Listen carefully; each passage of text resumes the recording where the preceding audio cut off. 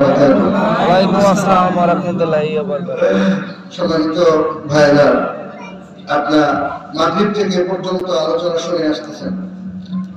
অত্যন্ত সংক্ষিপ্ত সময়ে আমাকে একটি সময় দেওয়া হয়েছে। নির্ধারিত সময়ের মধ্যে আমি আমার আলোচনা শেষ করবো ইনশাআল্লাহ। আমরা যারা এই ময়দানে বসে আছি এখন, আমাদের পরিচয় কি? আমরা মুসলিম। কি বলেন, ঠিক কিনা? আমার সাথে একটু কথা বলবেন। আমরা মুসলিম। আমরা যারা এখানে আছি আমরা সকলেই মুসলিম, আমরা ইমানদার। আমরা সকলেই আল্লাহর কোরআন অনুযায়ী আমাদের জীবন চালাই। কি বলেন? সবাই চালান তো? নবীর সুন্নাহ অনুযায়ী আমরা আমাদের জীবনকে পরিচালনা করি নাকি? সবাই একমত তো?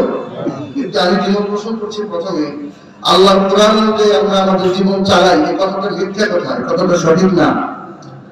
এই কথাটা সঠিক না। এই কথাটা কি সঠিক? আল্লাহর কোরআন অনুযায়ী আমরা আমাদের জীবন পরিচালনা করতে চাই, কিন্তু আল্লাহর বিধান অনুযায়ী আমরা আমাদের জীবন পরিচালনা করি না। এই কথাটাই সঠিক। অধিকাংশ ক্ষেত্রে আল্লাহর কোরআন অনুযায়ী আমরা আমাদের জীবনকে পরিচালনা করতে পারছি না। যদিও আমরা চাচ্ছি, আমাদের ঐকান্তিক ইচ্ছা আছে, কিন্তু আল্লাহর কোরআন অনুযায়ী আমরা জীবন পরিচালনা করতে পারছি না। এখন কি আমার কথার সাথে একমত আপনারা? একটু কথা বলেন, একমত? আগে কিন্তু বলেছিলেন যে কোরআন মেনে চলি। আমরা কোরআন মেনে চলি, কিন্তু আমরা কোরআন মানতে চাই, মানতে পারি না। মানতে পারি না। আচ্ছা, কোরআন মানতে চাই কিন্তু কোরআন মানতে পারি না, কারণ কি? কোনো কারণ আছে? আচ্ছা, তার আগে আমি আরেকটি প্রশ্নের জবাব নিতে চাই আপনাদের কাছ থেকে। আমরা কোরআন মানতে চাই দেখে দেখি তো, একটু হাত উঁচু করে দেখি তো। আল্লাহু আকবার। হাত নামান। আমরা সবাই কোরআন মানতে চাই, এই তো? আমরা মুসলিম, আমরা কোরআন মানতে চাই, কিন্তু কোরআন মানতে পারছি না। তার কারণ কি? কারণ আছে একটা, সেই কারণটুকু ধরে আমি আমার আলোচনা ইনশাআল্লাহ শেষ করেছি। কোরআন মানতে চাই কিন্তু কোরআন মানতে পারি না। কোন জায়গায় বাধা রয়েছে? সেই বাধাগুলো ভাঙতে হবে না? সেই বাধাগুলো ভাঙতে হবে না? আমি যেহেতু মুসলিম, আমি মুসলিম হিসাবে আমার জীবন পরিচালনার জন্য আল্লাহ তাআলা একটি সংবিধান দিয়েছেন, একটি গঠনতন্ত্র দিয়েছেন। তার নাম হচ্ছে কি? চিৎকার করে সবাই বলতে হবে, তার নাম কি? আল কোরআন। এই কথাটা বলতে কি আপনাদের কষ্ট হয়? আমাদের জীবন পরিচালনার জন্য আল্লাহ তাআলা যে গ্রন্থ দিয়েছেন, যে কিতাব দিয়েছেন, সেই কিতাবের নাম কি? আল কোরআন। এই কোরআন আমাদেরকে মেনে চলতে হবে। এই কোরআন মেনে যদি আমরা আমাদের জীবন পরিচালনা করি, তাহলে আমরা মুসলিম। কথা কি আপনারা একমত সবাই? এই কোরআন অনুযায়ী যদি জীবন পরিচালনা করি, আমি মুসলিম। এই কোরআন অনুযায়ী যদি আমি জীবন পরিচালনা করতে ব্যর্থ হই, তাহলে বাংলাদেশের আদমশুমারি মুসলমান হলেও আল্লাহ তাআলার আরশে আজিমে যে খাতা আছে, সেই খাতায় আমি মুসলিম থাকবার অধিকার ইতিমধ্যেই হারিয়েছি। কোন সন্দেহ নেই, বাংলাদেশের আদমশুমারির মুসলমান থাকা যাবে, কিন্তু আল্লাহর আদালতে যে হিসাব আছে সেই হিসাবে মুসলিম থাকা যাবে না। কেন যাবে না? আমাদের বাংলাদেশে বিভিন্ন দল আছে না? কেউ আওয়ামী লীগ করে, কেউ বিএনপি করে, কেউ জামাত করে, কেউ চরমনাই করে, বিভিন্ন দল আছে তো। আওয়ামী লীগ যারা করেন, তারা যদি মঞ্চে দাঁড়িয়ে বঙ্গবন্ধুর বিরুদ্ধে কোনো কথা বলেন, তার সমালোচনা করেন, প্রধানমন্ত্রীর সমালোচনা করেন, তাহলে কি তাকে আওয়ামী লীগে রাখবে? কথা বলেন, রাখবে? আচ্ছা, বিএনপি যারা করেন, তারা যদি বিএনপির অনেক উপরস্থ বড় মাপের একজন লিডার, সে যদি তারেক জিয়ার বিরুদ্ধে কোনো কথা বলেন, তার সমালোচনা করেন, তাহলে ওই দলটাকে রাখবে? ওই দলের একটা গঠনতন্ত্র আছে না? ওই দল পরিচালনার জন্য একটি সংবিধান আছে না? আমরা যারা মুসলমান, আমাদের জীবন পরিচালনার জন্য আল্লাহ দিয়েছেন কি? আল কোরআন। সবাই বলে আল্লাহ দিয়েছেন আল কোরআন। এখন সেই কোরআন দিয়ে যদি আমরা আমাদের জীবন পরিচালনা না করি, তাহলে মুসলমানের খাতায় থাকা যাবে কি? আপনি বলেন তো। আপনি যদি বাংলাদেশের ছোট্ট একটি দল তার সংবিধান মেনে না চলবার কারণে সেই দল থেকে বহিষ্কার হন, তাহলে আল্লাহ যে সংবিধান আমাদেরকে দিয়েছেন, সেই সংবিধান অনুযায়ী যদি আমরা আমাদের জীবনকে পরিচালনা করতে ব্যর্থ হই, তাহলে কি আমরা মুসলমান থাকতে পারি? না। পারবো না।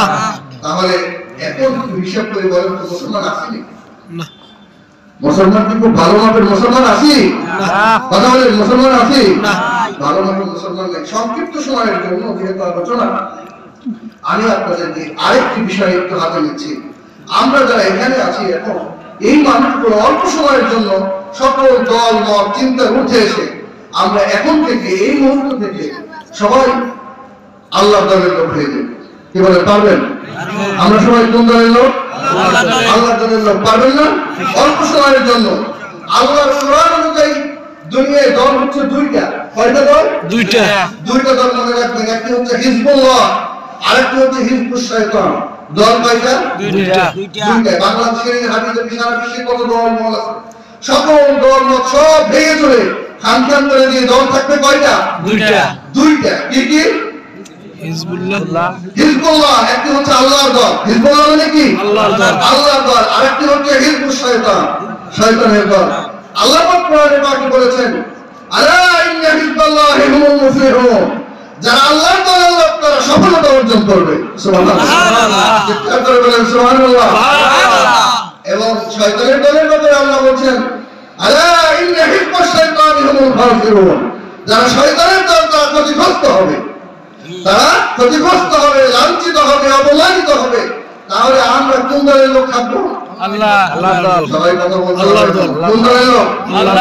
আল্লাহ দলের লোক। আমরা সবাই আল্লাহর দলের লোকের মধ্যে। দুনিয়ার সব দলকে ভুলে গিয়ে অল্প সময়ের জন্য হলে আমরা কোন দলের লোক? আল্লাহর দলের লোক। আর আল্লাহর দলের লোকদের জন্য আল্লাহর সংবিধান হচ্ছে কোনটা? কোরআন পাক। আল্লাহর সংবিধানের নাম কি? কোরআন পাক। তো কোরআন পাক অনুযায়ী যারা চলবে, যেই মানুষগুলো চলবে, সেই মানুষগুলো সকলেই কোন দলের লোক? আল্লাহ দলের লোক। আল্লাহর দলের লোক। আচ্ছা, আমরা সবাই যদি আল্লাহর দলের লোক হই, তাহলে তো আমাদের কোনো ভয় নেই। আল্লাহর দলের লোকেরা যখন আল্লাহর কোরআনের আলোচনা করে, কোরআনের মজলিসে এসে কোরআনের আলোচনায় শামিল হয়ে যায়, তখন আল্লাহর নবী বলেছেন, ইয়াতলুনা কিতাবাল্লাহি ওয়া ইয়াতাদারাসুনাহু, কোরআনের তেলাওয়াত হয়, কোরআনের দার্স হয়, আবকাতুল মালায়েকা, ফেরেশতারা সেই মাহফিলকে বেষ্টনী দিয়ে রাখেন। সুবহানাল্লাহ। আল্লাহর দলের লোকদের আল্লাহর কোরআন অনুযায়ী যখন আল্লাহর দলের লোকেরা আলোচনা করে, তখন ওই মাহফিলকে কি দিয়ে ঘিরে রাখেন? ফেরেশতা দিয়ে ঘিরে রাখেন। বলেন, যদি কোনো একটি মজলিস বাংলাদেশে পুলিশ, মিডিয়া, আর্মি দিয়ে ঘিরে রাখা হয় আর বলা হয় যা ইচ্ছা তাই বলেন, ভয় পাবেন কি? তাহলে আমাদের এই মজলিসকে ঘিরে রেখেছেন কে? ফেরেশতা। তারা ঘিরে রেখেছেন, ফেরেশতারা ঘিরে রেখেছেন। ফেরেশতারা যেহেতু ঘিরে রেখেছেন, আসমান থেকে আল্লাহ ফেরেশতা নাযিল করেছেন, ফেরেশতা দিয়ে ঘিরে রেখেছেন এই মজলিসকে, তাহলে কি ভয় আছে নাকি আমাদের? ভয় আছে? শঙ্কা আছে? আল্লাহর কোরআনের কিছু কথা বলা যাবে তো? বলা যাবে? আমরা ইনশাআল্লাহ শুনতে প্রস্তুত। যদি আপনার মতের বাইরে চলে যায়, তাহলে আপনার মতের বাইরে গেলে সমস্যা আছে নাকি?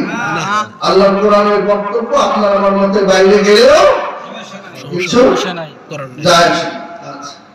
কোরআন পাকে সূরা হজের মধ্যে আল্লাহ তাআলা বলেছেন, আল্লাযীনা ইম্মাক্কানাহুম ফিল আরদ আকামুস সালাত ওয়া আতাউস যাকাত ওয়া আমারু বিল মা'রুফ ওয়া নাহাউ আনিল মুনকার। আল্লাহ কোরআন পাকে বলেন, যাদেরকে কোনো একটা ভূমির দায়িত্ব দেওয়া হয়, যাদেরকে কোনো একটা রাষ্ট্রের দায়িত্ব দেওয়া হয়, কিছু জনগোষ্ঠীর দায়িত্ব দেওয়া হয়, তারা এক নম্বরে তারা রাষ্ট্রের মধ্যে যে কাজটি করবে সেটি হচ্ছে নামাজ কায়েম করবে। কি করবে? নামাজ কায়েম করবে। আল্লাযীনা ইম্মাক্কানাহুম ফিল আরদ, যাদেরকে ক্ষমতা দেওয়া হয় জমিনের মধ্যে, তাদের এক নম্বর কাজ কি? নামাজ কায়েম করা। সবাই বলেন কাজ কি? নামাজ কায়েম করা। নামাজ কায়েম করা। নামাজ কায়েম কিন্তু হুজুরের দায়িত্ব না। রাষ্ট্রের যাদেরকে দায়িত্ব দেওয়া হয়েছে তাদের এক নম্বর কাজ রাষ্ট্রীয় ফরমান জারি করে সালাতের বিধান কায়েম করবে। এক নম্বর কাজ। আল্লাযীনা ইম্মাক্কানাহুম ফিল আরদ আকামুস সালাত। আজকে হুজুররা আমরা ওয়াজ করতে করতে মসজিদে জুমার নামাজে বক্তৃতা দিতে দিতে ভুল হয়ে গেছে, মরে যাচ্ছে লোকজন, নামাজ হচ্ছে না, মসজিদে ফজরের নামাজে 10 জন মসজিদ থেকে পাওয়া যায় না। আজকে যদি বাংলাদেশের প্রধানমন্ত্রী তিনি রাত 10টার সময় টেলিভিশনের বক্তৃতায় বলে যে আগামী ফজরের নামাজ থেকে যদি কোনো মুসলমান ফজরের নামাজ অ্যাটেন্ড না করে 3 দিনের জেল হবে। কয় দিনের জেল? 3 দিনের জেল। মুসল্লি ঘুমাবে, এই ঘুমাবেন নাকি আপনারা? ঘুমাবে না। কেন ঘুমাবে না? রাষ্ট্রীয় ফরমান জারি হয়েছে, আল্লাহর কোরআনের বিধান জারি হয়েছে, তাই আর ঘুম ধরবে না। কি বলে? আল্লাহর বিধান হচ্ছে আল্লাযীনা ইত্তাকাল্লাহু ফিল আরদ আকামুস সালাত, যাদেরকে রাষ্ট্রের ক্ষমতা দেওয়া হলো তাদের এক নম্বরের কাজ হচ্ছে আকামুস সালাত, নামাজ কায়েম করা। তারা যখন আল্লাহর এই বিধান অনুযায়ী ঘোষণা দিবে তখন আর বেনামাজি মানুষ থাকবে না। হ্যাঁ, অবশ্যই হিন্দু বৌদ্ধ খ্রিস্টানদের উপরে আমার সমস্যা নয়, ঘোষণা আসবে মুসলমানেরা যারা নামাজে না যাবে তাদের 3 দিনের জেল। মসজিদ কনস্ট্রাকশন করার জন্য টাকা আর চাওয়া লাগবে না, মসজিদ এমনি বাচ্চা হয়ে যাবে। কি বলেন, হবে না? ইমাম সাহেবের বেতন বাকি থাকবে না, ইমাম সাহেবের মর্যাদা অটো হয়ে যাবে, হবে না? কি বলেন? কিন্তু আল্লাহর কোরআনের এই ফরমান কি আছে? নাই। কথা বলেন, ভয় করেন কি আপনাদের? আল্লাহর কোরআনের এই বিধান কি আছে? আল্লাহর কোরআনের বিধান নিয়ে আলোচনা করতে কি আপনাদের সমস্যা আছে? আমি যে কথাটা বললাম আমার বলেন যে হুজুর আবার রাজনীতি শুরু করছে। হুজুর কোরআনের নীতি বলতেছে। হুজুর কোন নীতি বলতেছে? কোরআনের নীতি। আল্লাযীনা ইম্মাক্কানাহুম ফিল আরদি আকামুস সালাত, নামাজ কায়েম করবে যাদেরকে আমি রাষ্ট্রীয় ক্ষমতা দান করেছি।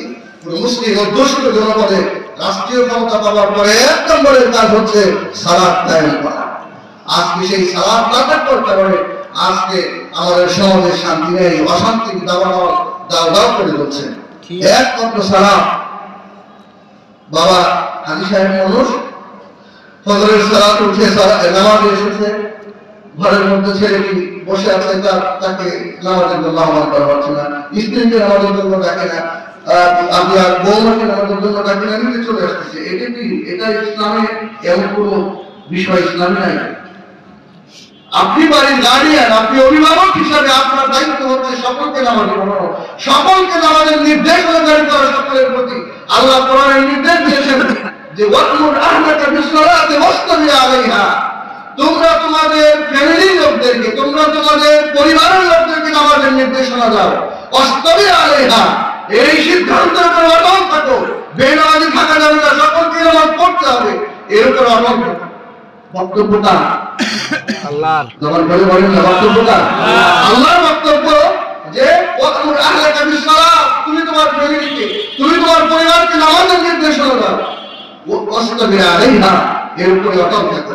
আজকে হচ্ছে এটা 7 বছর বয়স হলে আল্লাহর নবী বলেছেন যে মুরু আওলাদাকুম বিসসালাতি সাবঈনা সিনিন, 7 বছর বয়স নামাজের তালকিন দাও, নামাজের নির্দেশনা দাও। 10 বছর বয়স হয়ে গেছে ওয়াজরিবুহুম আলাইহা ওয়া হুম আবনাউ 10 সিনিন, 10 বছর বয়স হয়েছে সালাত আদায় করে না, তাদেরকে পিটানি দাও। এই কথা কে বলেছেন? আল্লাহর নবী মুহাম্মদুর রাসূলুল্লাহ সাল্লাল্লাহু আলাইহি ওয়াসাল্লাম। রবিউল আউয়াল মাসে আসলে মিলাদ করতে করতে ভাইরাল হয়ে যায় হুজুররা। তা আল্লাহর নবী এই কথা তো মানে না, এই কথা তো মানে না। আজকের গোটা সমাজের মধ্যে সালাত উঠে গিয়েছে, সালাত নাই। আল্লাহ নবী বলেছেন ওই স্বামী উত্তম স্বামী, কম করে শীতের মধ্যে যে স্বামী তার স্ত্রী যখন উঠতে যাচ্ছে না তার মুখে একটু পানি ছিটিয়ে দিচ্ছে, ওই স্বামী উত্তম স্বামী। সুবহানাল্লাহ। উত্তম স্ত্রী ওই স্ত্রী যে স্ত্রী তার স্বামী যখন উঠতে যাচ্ছে না একটু পানি নিয়ে তার মুখে ছিটিয়ে দিয়েছে। সুবহানাল্লাহ। সালাতের জন্য কত গুরুত্ব দেওয়া হয়েছে, সালাতের জন্য কত গুরুত্ব দেওয়া হয়েছে, কিন্তু আজকে সালাত আমরা ব্যর্থ হয়ে যাচ্ছি। প্রিয় ভাই, আল্লাহ তাআলার পক্ষ থেকে অনেক বড় শাস্তির ঘোষণা এসেছে। আজকে সালাতের ব্যাপারে আমরা তাদেরকে উৎসাহিত করছি না, তাদেরকে নির্দেশনা জারি করছি না, না করবার কারণে কিয়ামতের ময়দানে এই সন্তানের আল্লাহ তাআলার কাছে আপিল করবে, আল্লাহর আদালতে মামলা করবে। আপনাদের বিশ্বাস হয়? কথা বলেন, বিশ্বাস হয়? আল্লাহ তাআলা বলবে ওয়াকালু রাব্বানা ইন্না আতা'না সাদাতানা ওয়া কুবারা'না ফাআদাল্লুনা আস-সাবিলা। এই অপরাধীরা আল্লাহ তাআলার কাছে যে বলবে ইন্না আতা'না সাদাতানা ওয়া কুবারা'না, আয় আল্লাহ আমরা তো আমাদের বড়দের কথা মানতাম, ইন্না আতা'না সাদাতানা ওয়া কুবারা'না, আমরা আমাদের নেতাদের কথা মানতাম, আমরা আমাদের বড়দের কথা মানতাম, বাপ-দাদাদের কথা মানতাম, কিন্তু ফাআদাল্লুনা আস-সাবিলা, এই মানুষগুলো তো আমাদেরকে গোমরাহ করেছে। এই মানুষগুলো তো কোনদিন আল্লাহর কথা বলে নাই, ইসলাম মানার কথা বলে নাই, কোরআনের কথা বলে নাই। নেতা মন্ত্রী দিয়েছি, নেতার মাহফিলে গিয়েছে, নেতা তো কোনদিন ধরে নাই তোমরা নামাজ পড়েছো কিনা, তোমরা কোরআন পড়ছো কিনা, তোমরা নবী হাদিস পড়েছো কিনা, কোনদিন তো বললেন ইন্না আতানা সাদাতানা ওয়া কুবারানা। আমরা বড়দের আনুগত্য করতাম, পিতামাতার আনুগত্য করতাম, নেতাদের আনুগত্য করতাম, সাদাতানা শব্দের অর্থ হচ্ছে আমার লিডার, আমাদের নেতারা যারা আছে তাদের আনুগত্য করতাম আমরা। ফাদালুনা সাবিলা, তারা গুমরাহ করেছিল আমাদেরকে। আজকে নেতা বলে অমুকের বাড়ি জ্বালাই দিয়ে সমুখের বাড়ি জ্বালাই দেন, অমুকের মিটিং কাউন্টার করে আসেন, অমুকের মিটিং কাউন্টার করে আসেন, কিয়ামতের ময়দানে বলবে আল্লাহ কোনদিন তো কোরআনের কথা বলে নাই, সালাতের কথা বলে নাই, নামাজের কথা বলে নাই, রোজার কথা বলে নাই, আমাদেরকে তারা গুমরাহ করেছিল। সুতরাং রব্বানা আতিহিম যিফাইনি মিনাল আযাব, আজকে জাহান্নামের ডাবল শাস্তি দাও তাদেরকে। তারা বলবে, সন্তানেরা বলবে, আর অনুসারীরা বলবে। অনুসারীরা আমাদের যারা অনুসারী, নেতাদের অনুসারী আছে না, এক শ্রেণীর মানুষ নেতা, আর এক শ্রেণীর মানুষ অনুসারী। অনুসারীরা সেদিন বলবে আল্লাহ তাআলার কাছে, আল্লাহ নেতারা অনুগত করতাম, নেতা ইসলামের কথা বলে নাই, নেতা তো কোরআনের কথা বলে নাই, ফাদালুনা সাবিলা গুমরাহ করেছিল। সুতরাং রব্বানা আতিহিম যিফাইনি মিনাল আযাব, জাহান্নামের ডাবল শাস্তি দাও। পিতামাতার কথা মেনে চলতাম, পিতামাতা ইসলামের কথা বলে নাই, সুতরাং পিতামাতাদেরকে ডাবল শাস্তি দাও। কোরআনের অন্যত্র বলা হয়েছে যে তাহতা আকদামিনা লিয়াকুনা মিনাল আসফালিন, পিতামাতাদেরকে নিয়ে আসো, পায়ের নিচে পিষ্ট করে জাহান্নামের মধ্যে ভাই। এই কারণ এগুলো সন্তানের, যে সন্তানের জন্য আপনি মাথার ঘাম পায়ে ফেলে পরিশ্রম করে আপনি ঘর বাড়ি করতেছেন, জমি জমা করতেছেন, ব্যাংক ব্যালেন্স করতেছেন, বাড়িতে বিল্ডিং করছেন, সেই সন্তানের আল্লাহ তাআলার কাছে ফরিয়াদ করবে যে আল্লাহ বাবাকে ডেকে নিয়ে আসো, মাকে ডেকে নিয়ে আসো, নেতাকে ডেকে নিয়ে আসো, জাহান্নামের ডাবল শাস্তি দাও, ওদেরকে পায়ের তলায় পিষ্ট করে জাহান্নামের মধ্যে নিক্ষেপ করো। এই কথা কে জানিয়ে দিলেন? আল্লাহ। আল্লাহ জানিয়ে দিলেন। আল্লাহ জানিয়ে দেওয়ার পরে যদি আমরা ব্যর্থ হই, তাহলে কি আল্লাহকে দায়ী করা যাবে নাকি? শয়তানকে, শয়তানের উপরে দায় দিয়ে কি পারা যাবে? কিয়ামতের ময়দানে মানুষ বাঁচতে চাইবে, মানুষ বলবে যে আল্লাহ দোষ তো শয়তানের, শয়তান তো আমাদেরকে ওয়াসওয়াসা দিয়ে এই পথ থেকে ফিরিয়ে রেখেছিল। আল্লাহ পাক শয়তানকে ডাক, শয়তানকে ডাক, আকাল শাইতানু লাম্মা কুদিয়া লাহু ইন্নাল্লাহা ওয়াদাকুম ওয়াদাল হক। আল্লাহ পাক বলেন শয়তানকে যখন দেখা হবে বিচারের সময়, শয়তান বলবে আজকে আমাকে দোষ দিচ্ছ কেন? ইন্নাল্লাহা ওয়াদাকুম ওয়াদাল হক, আল্লাহ যে ওয়াদা দিয়েছেন আল্লাহর ওয়াদাই তো সত্য, আল্লাহর ওয়াদাই তো সত্য। তোমরা সেদিন আমার কথা মানছো কেন? সেদিন আমার কথা কেন মানলে? তোমাদেরকে তো হকের কথা বলা হয়েছে, তোমাদেরকে কোরআনের কথা বলা হয়েছে, তোমাদের বিশ্বনবী মুহাম্মদ রাসূলুল্লাহ সাল্লাল্লাহু আলাইহি ওয়াসাল্লামের সুন্নাহ সম্পর্কে ধারণা দেওয়া হয়েছে, তোমরা আমার কথা কেন মানছো না? ওয়া আ'তুকুম ফা'আখলাফতুকুম, আমি যে ওয়াদা দিয়েছিলাম, আমি যে প্রতিশ্রুতি দিয়েছিলাম, আমি তা খেলাফ করলাম। কে করবে? শয়তান।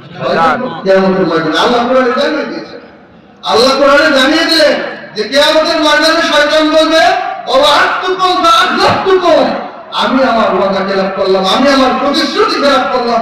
কারণ শয়তান বলছে আর দুনিয়া নামাজ রোজা তো কত দিন করে না, কি হবে? মরে গেলে মাটির সাথে মিশে যাবো, মরে গেলে মাটির সাথে মিশে যাবো, মোল্লা হুজুর মোল্লারা যা পাই পাবে, তাদের কাজ নামাজ করা, ভোর নামাজ করা, এই করা সেই করা, তারা তো কবেই আসলে মরার পরে কিছু নেই। শয়তান বিভিন্ন ধরনের ওয়াসওয়াসা আমাদের মধ্যে দিবে, কিন্তু শয়তান সেদিন বলবে আল্লাহ যে ওয়াদা দিয়েছিল যে তোমরা যদি সালাত আদায় না করো, তোমরা যদি রমজান মাসে সিয়াম না রাখো, তোমরা যদি কোরআন না পড়ো, তাহলে তোমাদেরকে জাহান্নামের আগুনে জ্বলতে হবে, আল্লাহর কাছে জবাবদিহিতার কাজ করে দাঁড়াতে হবে। আল্লাহর কথাটাই সত্য।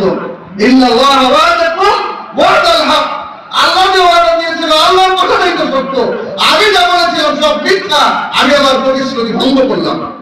কে করে? শয়তান। চিৎকার করে বলে কে করে? শয়তান করে। তবে শয়তান আমার পরক্ষণে বলবে আমা কানা লি আলাইকুম মিন সুলতান, তবে একটা কথা, আমি তো জোর করব ঘরের মধ্য থেকে বের করে এনে তোমাদেরকে অন্যায় কাজে নিয়ে যাইনি, জোর করব ঘর থেকে ধরে এনে তোমাদেরকে অন্যায় কাজের মধ্যে নিয়ে যাইনি। আমা কানা লি আলাইকুম মিন সুলতান, তোমাদের উপরে ক্ষমতা প্রয়োগ করিলে, বরং ইল্লা আন দাউতুকুম ফাস্তাজাবতুম লি, তোমাদেরকে আমার আমি আহ্বান করেছিলাম, আমি ডেকেছিলাম তোমাদেরকে, আমি দাওয়াত দিয়েছিলাম, আমার দাওয়াত তোমরা গ্রহণ করেছিলে। শয়তান কিভাবে বাঁচবে দেখলেন? শয়তানের কথা একেবারে আল্লাহর সামনে কিয়ামতের ময়দানে বলে দিবে, ইল্লা আন দাওয়াতুকুম ফাস্তাজাবতুম লি। যাত্রার প্যান্ডেল যাত্রা দিয়েছে, এরপরে তবে হই হই কান্দ রই রই বাবা, অমুক জায়গায় যাত্রা হবে, অমুক জায়গায় গান হবে, অমুক জায়গায় অমুক গান হবে, এগুলো যখন ঘোষণা হবে তখন কি হবে? সব মানুষ দলে দলে চলে যাবে। আচ্ছা বলেন তো, এখানে যদি ওয়াজের মাহফিল না হয়, যদি যাত্রার প্যান্ডেল করতো তাহলে কি লোক ধরতো? একজন নায়িকা আসতো তাহলে লোক ধরতো? আরে টিকিট কেটে ময়দান ভরে যেত কোন সময়? শয়তান এজন্য বলবে, শয়তান বলবে ওয়াক্তুকুম ফাআযলাতুকুম, আমি যা বলেছিলাম সব মিথ্যা, আমি খেলাপ করলাম, তবে আমি বল প্রয়োগ করে আনি নাই, আমি শুধুমাত্র দাওয়াত দিয়েছিলাম, ইল্লা আন দাওয়াতুকুম ফাস্তাজাবতুম লি, আমি দাওয়াত দিয়েছিলাম, আমার দাওয়াতে তোমরা সাড়া দিয়েছিলে। সুতরাং ফালা তালুমুনি ওয়া লুমু আনফুসাকুম, আজকে এই কিয়ামতের ময়দানে আমাকে গালি দিও না। ফালা তালুমুনি, আমাকে গালি দিও না, ওয়া লুমু আনফুসাকুম, নিজেরাই নিজেদেরকে গালি দাও, ঠিক না? কারণ আল্লাহ তোমাদেরকে বিবেক দিয়েছিল, বুদ্ধি দিয়েছিল, বুঝবার ক্ষমতা দিয়েছিল, কোরআন দিয়েছিল, হাদিস দিয়েছিল, সত্য কথা শুনবার জন্য তোমাকে মেজাজ দিয়েছিল, কিন্তু তুমি সত্যকে প্রত্যাখ্যান করেছিলে। জেনে শুনে সত্যকে প্রত্যাখ্যান করার কারণে আজকে ফালা তালুমুনি ওয়া লুমু আনফুসাকুম, আজকে তুমি আমাকে গালি না দিয়ে নিজেকে যদি ধিক্কার দাও, নিজেকে গালি দাও। প্রিয় ভাইরা, এমন একটি সিচুয়েশন কিন্তু তৈরি হবে কিয়ামতের ময়দানে। কিয়ামতের ময়দানে এমন একটি সিচুয়েশন তৈরি হবে, সেদিন কিন্তু অন্যের অজুহাত দিয়ে নিজে বাঁচবার কোন সুযোগ নাই। ইয়াউমা ইয়াওয়াদ্দুল মুজরিমু লাউ ইয়াফতাদি মিন আযাবি ইয়াউমিযিন বিবানি, সেদিন অপরাধীরা বলবে, আল্লাহ তাআলার কাছে ফরিয়াদ করে বলবে, ইয়াউমা ইয়াওয়াদ্দুল মুজরিম লাউ ইয়াফতাদি মিন আযাব, অপরাধীরা সেদিন বলবে যে আল্লাহ আমি বাঁচতে চাই, আমি বাঁচতে চাই, লাউ ইয়াফতাদি মিন আযাব ইয়াউমিযিন বিবানি, আমার সন্তানকে জাহান্নামের আগুনে পোড়াও, আমাকে মুক্তি দাও, আমি বাঁচতে চাই। লাউ ইয়াফতাদি মিন আযাব ইয়াউমিযিন বিবানি ওয়া সাহিবাতিহি ওয়া আখি, আমি আমার ভাইকে তুমি জাহান্নামের আগুনে পোড়াও, আমি যে কামাই রোজগার করেছিলাম, ন্যায় ইনসাফের কোনো কারবার করি নাই, অন্যায়ভাবে উপার্জন করেছি, অন্যায়ভাবে খেয়েছি, ছেলে সন্তানদেরকে ইসলাম মানার কথা বলি নাই, কিন্তু আমি তো ইসলাম মেনেছি, আজকে আমাকে মুক্তি দাও।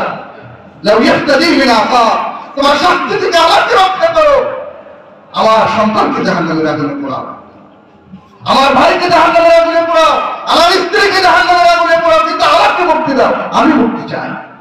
সেদিনকে তো মানুষগুলো আল্লাহ তাআলার কাছে ফরিয়াদ করবে, নিজে বাঁচতে চাইবে। সুতরাং প্রিয় ভাইরা, আজকের এই ওয়াজের ময়দানে, আজকের এই ওয়াজের ময়দান থেকে আমি আপনাদের প্রতি উদাত্ত আহ্বান জানাবো, আসুন কোরআন মেনে জিন্দেগি পরিচালনা করার একটি প্রত্যয় গ্রহণ করতে হবে। কি বলেন, পারা যাবে না? পারা যাবে না? কোরআন মেনে, কোরআন মেনে জীবন পরিচালনার প্রত্যয় গ্রহণ করতে হবে। আর আমি যে কথাটি বলেছিলাম, কোরআন মানার জন্য সহায়ক হচ্ছে একটি জনগোষ্ঠীর, একটি অধ্যুষিত মুসলিম অধ্যুষিত জনপদে যারা নেতৃত্ব দিবে, যারা রাষ্ট্র পরিচালনা করবে, তারা 1 নম্বর কাজ করবে, সালাত কায়েম করবে, 2 নম্বরে জাকাত ভিত্তিক অর্থনৈতিক ব্যবস্থা কায়েম করবে, 3 নম্বরে ন্যায় কাজের পরিবেশ তৈরি করবে, অন্যায় কাজ যাতে না করতে পারে এমন একটি পরিবেশ এই জনগোষ্ঠীর জন্য তৈরি করে দিবে। মহান রব্বুল আলামিন এমন কিছু শাসক আমাদেরকে উপহার দিক, যারা আল্লাহর কোরআন অনুযায়ী এমন একটি পরিবেশ আমাদেরকে তৈরি করে দিবে, যেই পরিবেশে আমরা নির্বিঘ্নে আল্লাহর কোরআন মেনে আমাদের জিন্দেগি পরিচালনা করবো। মহান রব্বুল আলামিন আমাদের সকলকে তৌফিক দান করুন। সবাই বলেন আমিন। আজকের এই মাহফিলকে কবুল করে নিন, সবাই বলেন আমিন। আসসালামু আলাইকুম ওয়া রাহমাতুল্লাহি ওয়া বারাকাতুহু।